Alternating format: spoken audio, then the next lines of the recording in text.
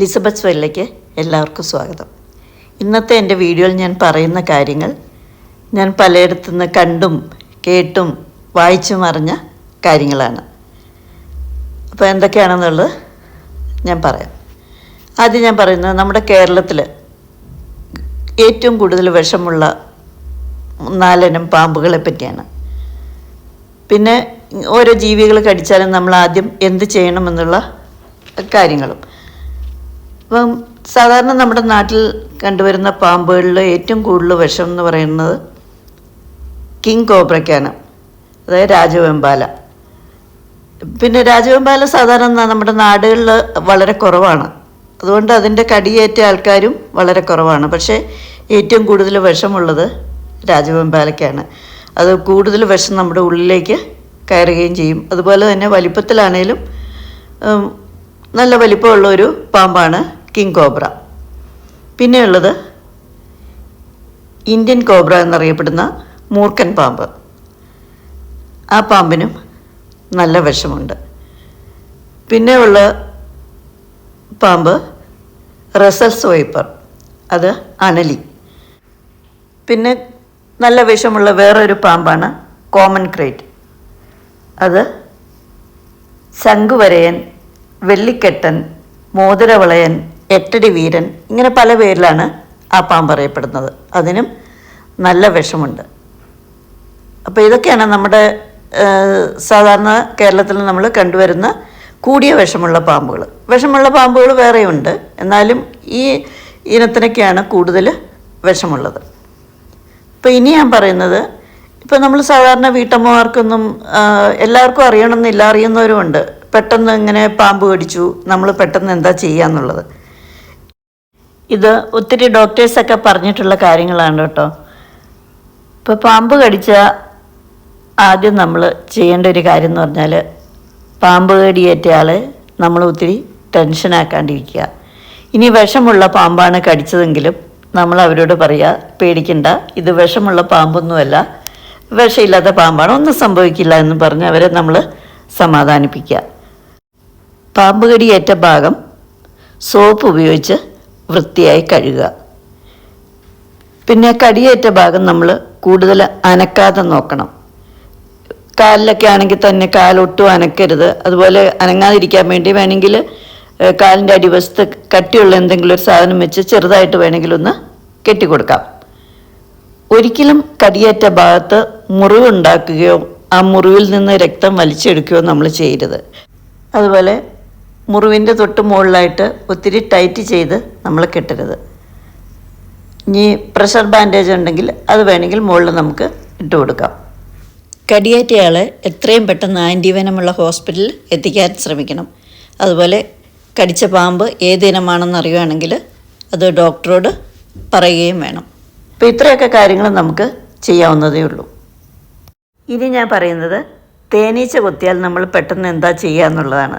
ഇത് സാധാരണ സംഭവിക്കുന്ന ഒരു കാര്യമാണ്. എന്നെയും കുറേ പ്രാവശ്യം തേനീച്ച കൊത്തിയിട്ടുണ്ട്. അപ്പോൾ തേനീച്ച കൊത്തുമ്പോൾ ആദ്യം നമ്മൾ ചെയ്യേണ്ടത്, ഏത് ഭാഗത്താണോ തേനീച്ച കൊത്തുന്നത് ആ ഭാഗത്തൊരു മുള്ള് നമ്മുടെ ശരീരത്തിൽ കൊണ്ടിട്ടുണ്ടാവും. തേനീച്ചയുടെ ഒരു മുള്ളുണ്ട്, അതാണ് നമ്മളുടെ കുത്തുന്നത്. അപ്പോൾ ആ മുള്ളെടുത്ത് ആദ്യം മാറ്റുക. അതിനുശേഷം ആ ഭാഗത്ത് ചുവന്നുള്ളി ഉണ്ടെങ്കിൽ ചുവന്നുള്ളി കട്ട് ചെയ്തിട്ട് ആ ഭാഗത്ത് തേച്ച് കൊടുക്കുക.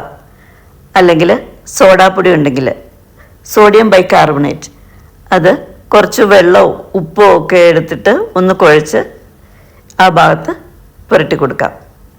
ഇനി തേൻ തേച്ച് കൊടുക്കാം, അല്ലെങ്കിൽ അലോവേര ജെല്ലുണ്ടെങ്കിൽ നല്ലതാണ്. പിന്നെ നീര് പോലെയൊക്കെ വരുവാണെങ്കിൽ ആ ഭാഗത്ത് ഐസ് ക്യൂബ്സ് വെച്ച് കൊടുക്കുന്നതും നല്ലതാണ്. ഇതെല്ലാം വളരെ എഫക്റ്റീവായിട്ടുള്ളൊരു കാര്യം കേട്ടോ. ഇതൊക്കെ ഞാൻ ചെയ്തിട്ടുണ്ട്, അതുകൊണ്ട് എനിക്കത് നന്നായിട്ടറിയാം.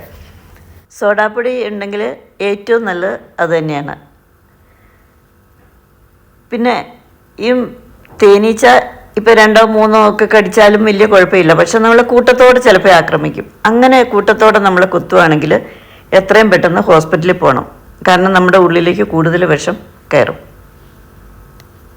ഇനി ഞാൻ പറയുന്നത്, പഴുതാര കടിച്ചാൽ നമ്മൾ എന്താ ചെയ്യുക എന്നുള്ളതാണ്. പഴുതാരയ്ക്ക് വിഷം എന്ന് പറയാൻ വളരെ കുറവാണ്. ഈ ലോകത്ത് തന്നെ ആകെ 2-3 പേരൊക്കെ പഴുതാര കടിച്ച് മരിച്ച് കേട്ടിട്ടുള്ളൂ കേട്ടോ. ഇപ്പോൾ പഴുതാര കടിക്കുവാണെങ്കിലും നല്ല വേദന ഉണ്ടാവും. അത് ആ പഴുതാരയുടെ വലിപ്പം അനുസരിച്ചിട്ടാട്ടോ. ചെറിയ പഴുതാരയാണെങ്കിൽ അത്ര വേദന ഉണ്ടാവില്ല. ഈ വലിപ്പം കൂടുന്തോറും നമുക്ക് വേദനയും കൂടുതലായിരിക്കും. ഇപ്പോൾ പഴുതാര കടിക്കുവാണെങ്കിൽ ഇതൊക്കെ ഒരു നാട്ടുവൈദ്യം പോലെയാട്ടോ. പഴയ കാലത്തൊക്കെ ചെയ്തുകൊണ്ടിരുന്നതാണ്. പഴയ കാലത്ത് സ്ഥിരം ഈ പഴുതാര കടിക്കലൊക്കെ ഉണ്ടായിരുന്നു. പച്ചമഞ്ഞളും തുളസി ഇലയും കൂടെ അരച്ച് കടിയേറ്റ ഭാഗത്ത് തേക്കാം.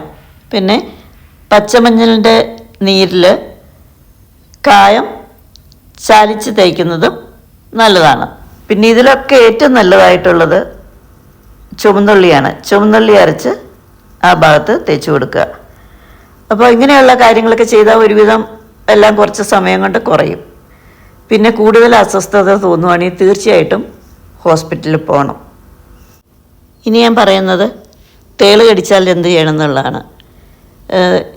ഇപ്പോഴൊക്കെ തേള് കടിയൊക്കെ വളരെ കുറവാണ്. പണ്ട് കാലത്തൊക്കെ ഇഷ്ടംപോലെ തേളുകളൊക്കെ വീടിൻ്റെ പരിസരത്തുണ്ടായിരുന്നു. അങ്ങനെ തേളൊക്കെ കുത്തുമായിരുന്നു. ഇപ്പോൾ അതൊക്കെ വളരെ കുറവാണ്. ഈ തേളുകൾ സാധാരണ 2 ടൈപ്പ് ഉണ്ട് കേട്ടോ. കറുത്തവും ഈ ചുമന്ന ഇനവും. ചുമന്ന ഇനത്തിന് ഭയങ്കര വിഷമാണ്. പാമ്പ് കടിക്കണ പോലെ തുല്യമാണ് ഈ ചുമന്ന തേള് കുത്തിക്കഴിഞ്ഞാൽ. കറുത്ത തേളിനാണെങ്കിൽ അത്ര വിഷമില്ല. പക്ഷേ ഈ വിഷമുള്ള തേളുകളാണെങ്കിലും കുത്തിക്കഴിഞ്ഞാൽ എപ്പോഴും വിഷം കയറണമെന്നുമില്ല. എന്നാലും നമ്മൾ ശ്രദ്ധിക്കണം. നമുക്ക് എന്തെങ്കിലും അസ്വസ്ഥതയൊക്കെ തോന്നുവാണെങ്കിൽ തീർച്ചയായിട്ടും നമ്മൾ ഹോസ്പിറ്റലിൽ പോകണം.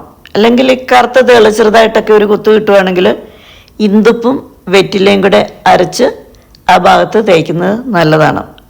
ഇന്ദുപ്പ് എന്ന് പറയുന്നത് ഹിമാലയൻ പിങ്ക് സോൾട്ടൊക്കെ ഇല്ലേ, അതാണ് ഇന്ദുപ്പ് എന്ന് പറയുന്നത്. ഈ ചുമന്ന തേള് കുത്തുവാണെങ്കിൽ ശരിക്കും പാമ്പ് കടിയേറ്റാൽ നമ്മൾ എന്തൊക്കെ ചെയ്യണമെന്ന് പറഞ്ഞില്ലേ, അങ്ങനെ ആ ഫസ്റ്റ് എയ്ഡ് എല്ലാം കൊടുക്കുക.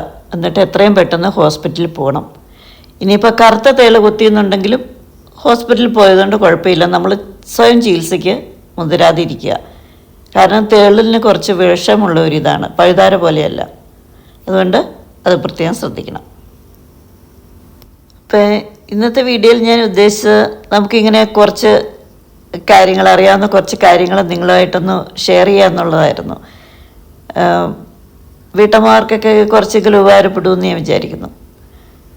ചില നിസ്സാര കാര്യങ്ങളാണെങ്കിലും നമുക്ക് പെട്ടെന്ന് ഓരോന്ന് സംഭവിച്ചു കഴിയുമ്പോൾ നമുക്ക് എന്ത് ചെയ്യണമെന്ന് അറിയത്തില്ല. അതുകൊണ്ട് ഞാനൊരു ചെറിയ ഓർമ്മപ്പെടുത്തൽ അത്രേ ഉദ്ദേശിച്ചുള്ളൂ.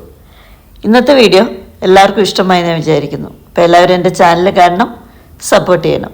പുതിയ വീഡിയോയുമായി വീണ്ടും കാണാം.